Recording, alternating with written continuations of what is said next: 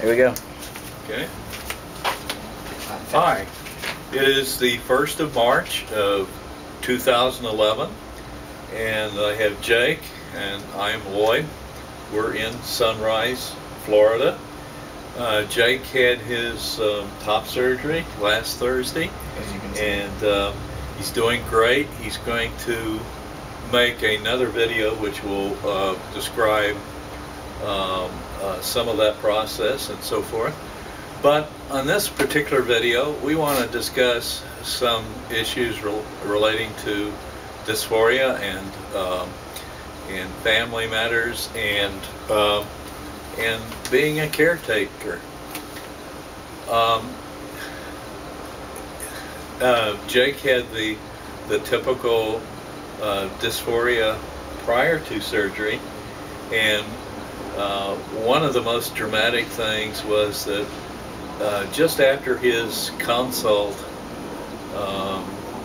with Dr. Garamoni, we went by a grocery store to get some supplies so that to take care of us for the next few days.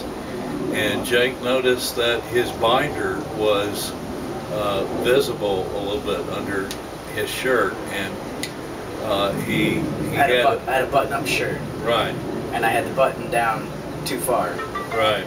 And so he had to immediately correct that. And now already he's running around. We went shopping center with his shirt unbuttoned, and he's just not bothered at all. Even bandages and all. Right. I didn't care. Just had my shirt completely unbuttoned. Right. It was the dysphoria from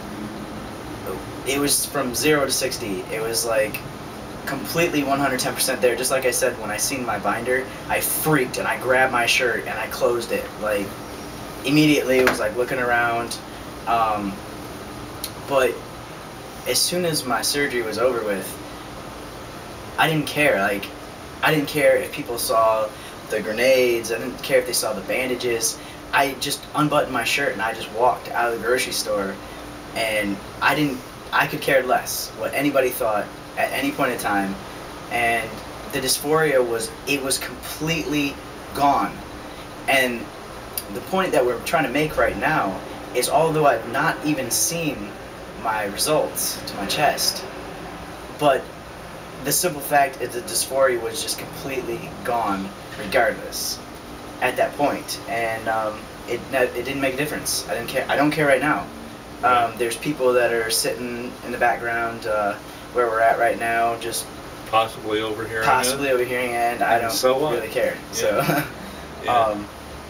Another thing that I wanted to mention was I didn't have any pain. No pain whatsoever. I didn't feel anything. I didn't have to take any pain medication.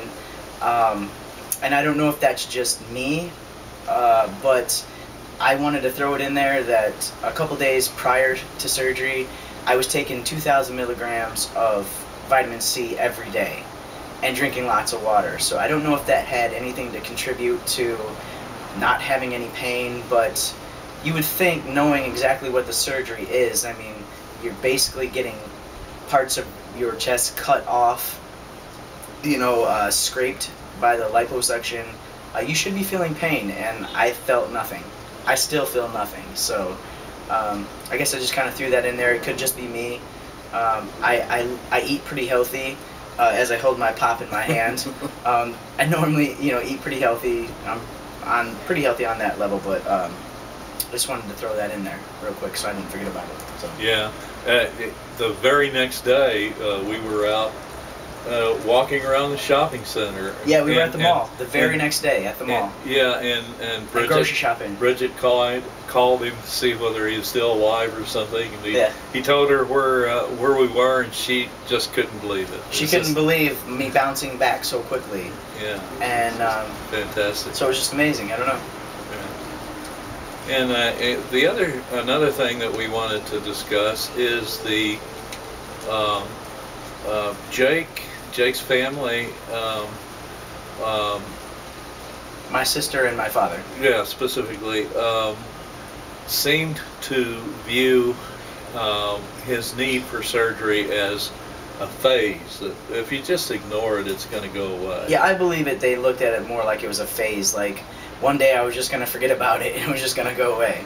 Yeah, and so, Jake finally took the bull by the horns and went over 1,000 miles away with a stranger, namely me. Right. And as my family would say, he's a stranger. Right.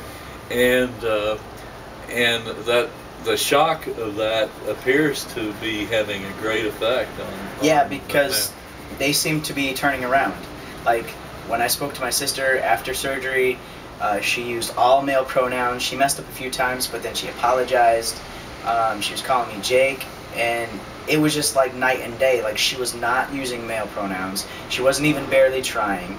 And although and although I don't believe that my father will call me male pronouns or the name that I'm choosing to use now, I know it's different now, because when I talked to him before surgery, he was very emotional, and when I talked to him after surgery, he was still very emotional. So has finally been able to tell you he loves you. Yeah. Yeah. Well. He did that occasionally. Yeah, he did occasionally before, but he was concerned, and then I mean, that's basically it. I know you'd have to probably know my father to get that, but let's just say it's a really good thing that he's emotional now. So right. I just think it's going to be really good when I get back home. Things should be much better, easy going. Because my father knows I'm stubborn. There's nothing that he could say to stop me. And I think when he actually realized that as I was leaving on the bus to go to the other train, to get here in the car, it's been a long journey. I had to take a bus first, and then a train, and then another train, and then a 4 or 5 hour car ride. And the day after tomorrow, we have to do the exact same thing. Except when we get to Washington, D.C., won't be another train and a bus. It'll be just the car. So, but still, it's very exhausting. Yeah. Very exhausting. Over a day travel. Yeah. So. And so. Yeah. And there's one other point I wanted to make, and that is that when you see a guy that needs some help, whether it's financial or whether it's being a caretaker because his family is reluctant to do so, really I'd suggest you consider doing it because it's extremely rewarding personally.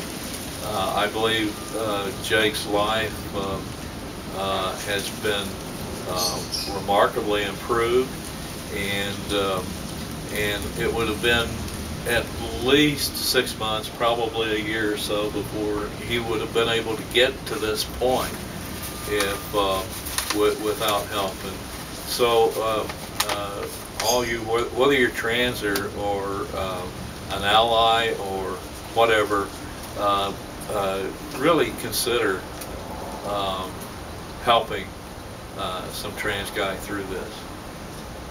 So that's about all I have. That's pretty much all I have that I can think of off the top of my head.